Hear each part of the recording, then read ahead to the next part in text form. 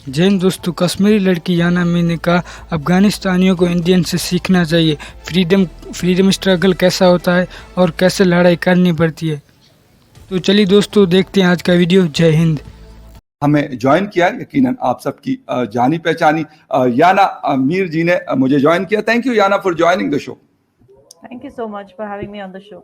अस्सलाम याना, एक तो ये कि डायरेक्टली मैं ये इस बात पे आऊंगा कि एज ए कश्मीरी एक्टिविस्ट आप रहती भी श्रीनगर में हैं, क्या लोगों के मतलब जज्बात क्या है या लोग क्या बात कर रहे हैं? क्योंकि बात हर जगह हो रही है, कोई पॉजिटिव कर रहा है, मतलब उनके हक में बात कर रहा है, कोई कह रहा है कि नहीं ये बड़ा गलत हुआ। तो कश्मीर के अंदर लोग क्या कह रहे हैं कि जब तालिबान ने टेक ओवर किया अफगानिस्तान को तकरीबन 3-4 दिन पहले? देखिए, यहाँ it is a mixed response. I will be very honest. जिन लोगों को सोशल मीडिया ओपनली अवेलेबल, मतलब those who use the social media openly, they know both sides of the story. उनको पता है कि वहां से अफगान सिविलियंस किस तरह फ्ली हो रहे हैं। You know, they are actually hanging on to US airplanes, you know, and फिर हवा में गिर रहे हैं। वो बेचारे यहाँ से भागने के लिए तड़प रहे हैं, वहां से निकलने के लिए इंटरनेशनल कम्युनिटी को भीख मांग रहे हैं कि हमें आके हमारी हिफाजत करो। बहुत सारे तो प्लेन पकड़ के इंडिया भी आए हैं। तो ये दिस साइड, जिन कश्मीरियों को इसका पता है, वो कश्मीरी इस चीज को सपोर्ट नहीं कर रहे हैं कि यू नो एक तालिबान आके इस तरह इलीगल तरीके से सडनली वहां के प्रेसिडेंट को फ्ली होना पड़ा।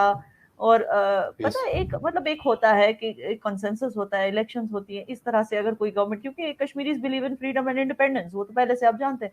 तो फ्रीडम मतलब इंडिपेंडेंट माइंडेड होते हैं कश्मीरीज, दे लिबरेटेड होते हैं, यूजुअली लिबरेटेड मुस्लिम। सो इवन उनको भी ये पल्ले नहीं पड़ रहा कि किस तरह से आके इन्होंने सडनली जो गवर्नमेंट थी उसको टॉपल करके सडनली वो आ गए। I am not talking about US leaving from there और not leaving from there. It's obvious कि वो अफगान लैंड है तो वहाँ यूएस को होना भी नहीं चाहिए।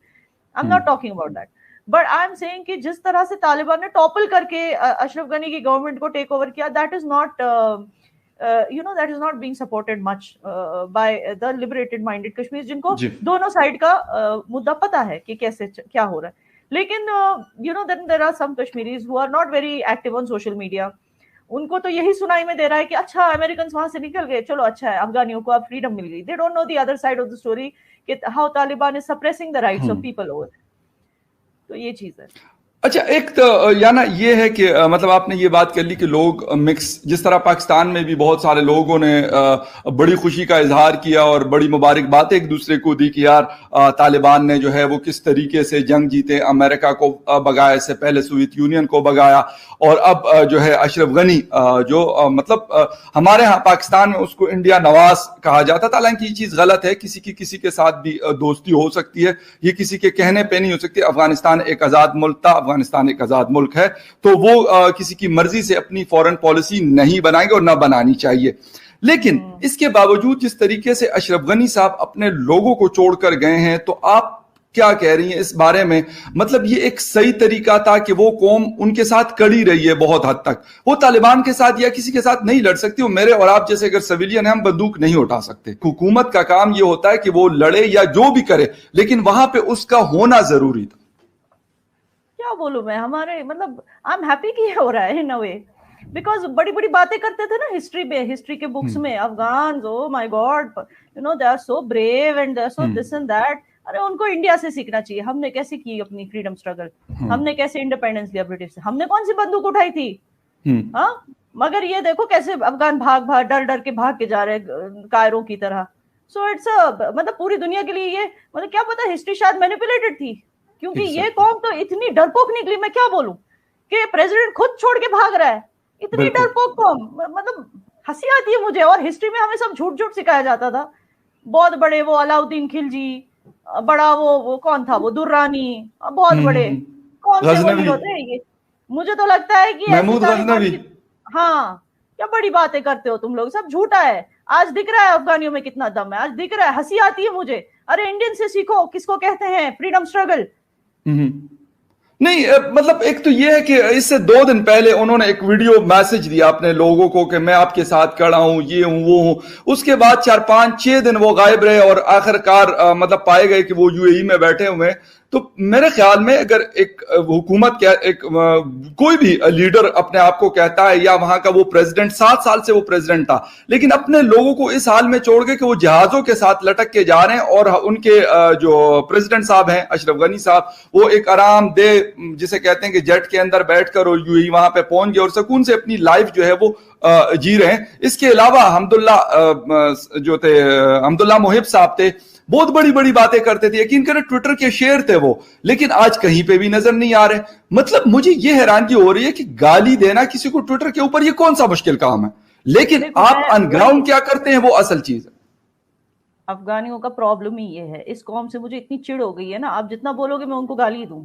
مجھے ان سے اتنی چڑ اس لیے ہوئی ہے بیکاز ایک اینٹی ویسٹرن آئیڈیالوجی کو خود سپورٹ کرتے ہیں, پھر اس کے بعد ویسٹرن الائنس سے خود الائنس کرتے ہیں, پھر اس کے بعد جب ویسٹرن الائنس بولتا ہے کہ یار یہ ہمارا کام نہیں ہے, ہم نے 20 سال تمہیں دیے, ٹھیک ہے ہم نکل رہے ہیں ابھی, کیونکہ دونوں طرف سے ان کو گالی پڑ رہی تھی نا ویسٹرن الائنس کو, دونوں طرف سے کہ ہم تمہیں ہیلپ کریں, اس میں بھی تمہارے اپنے لوگ کہہ رہے ہیں کہ ہم آ کے تمہیں کیپچر کر کے بیٹھے, ہم تمہیں نہ ہیلپ کریں, اس میں بھی تمہارے لوگ کہہ رہے ہیں کہ مطلب دونوں طرف سے ان کو گالی پڑ, وہ کہہ رہے ہیں ہمیں اس سے کیا لینا دینا, ہم نے 20 سال تمہیں دی, ہم نکل رہے ہیں, ٹھیک ہے وہ نکل گئے.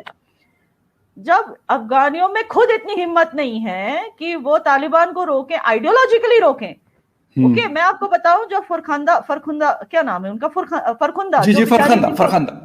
فرخندہ جن کو لنچ کیا گیا تھا 2015 میں, اگر آپ اس کی لنچنگ ویڈیو دیکھیں کوئی سامنے نہیں آیا اس کو ہیلپ کرنے. اس کا کیا مطلب ہے؟ وہ اس کا یہ مطلب ہے کہ افغان خود نہیں چاہتے کہ وہ اسلام کے کیئر ٹیکرز کے مدعوں میں دخل اندازی کریں. یعنی ایک تو یہ چیز آپ نے بتانی ہے مجھے کہ کشمیر کے حوالے سے لوگ کے بہت سارے ہندوستان کے بھی کنسرن تھے, جب طالبان نہیں بھی آئے تھے تو ان کا یہ ایک خدشہ تھا, ان کو ایک ڈر تھا کہ ایسا نہ ہو کہ یہاں سے پھر لوگ افغانستان سے اٹھ کر اور کشمیر میں جو کشمیر موومنٹ ہے اس کو سپورٹ کرنے کے لیے نہ پہنچ جائے. تو ابھی تک خاموشی ہے. جے شنکر صاحب کل موجود تھے نیو یارک میں, وہاں میڈیا نے ان سے سوالات کیے لیکن انہوں نے ایک ہی جواب دیا کہ ہمارا پہلا کام یہ ہے کہ ہم وہاں سے جو ہندوستان کے لوگ پسے ہوئے ہیں افغانستان کے اندر ان کے نکالنے کا کام کریں گے, باقی چیزیں ہم بعد میں دیکھیں گے. مکمل خاموشی کیوں ہے؟ 5-6 دن ہو گئے, کوئی سٹیٹمنٹ نہیں ہے, کوئی اسٹریٹجی نظر نہیں آ رہی ہندوستان کی حکومت کی اس حوالے سے. دیکھیں اس میں اسٹریٹجی کی کیا بات ہے. ویسے تو I'll tell you very honestly, کوئی بھی ہندوستانی, کوئی بھی بھارتی ناگرک طالبان کو ٹرسٹ نہیں کرتا. اگر طالبان بولتا ہے کہ ہم انڈیا پہ اٹیک نہیں کریں گے, یا ہم مطلب اگر طالبان بولتا ہے کہ ہم we will not enter India, we will not disturb Kashmir, we know it's all lies. ان کی کوئی بھی بات آج تک سچ تو ہوئی نہیں ہے, ٹھیک ہے نا. ان کے وہ جو بھی ہے, جو ماؤتھ پیس ہیں, جو وائٹ واش کرتے ہیں طالبان کو, سہیل شاہین, وہ جو بھی بولتا ہے اس کا اپوزٹ ہی ہوتا ہے. کبھی وہ بولتا ہے کہ یہ اپنا ہی واز سیئنگ کہ دانش صدیقی فار ایگزامپل وہ کراس فائرنگ میں مرا, مگر انویسٹیگیشن سے تو پتا چلا جان بوجھ کے اس کو مارا گیا after verifying his identity. Sohail Shaheen بولتا ہے کہ Taliban stands for minorities right, سب سے بڑا جوک.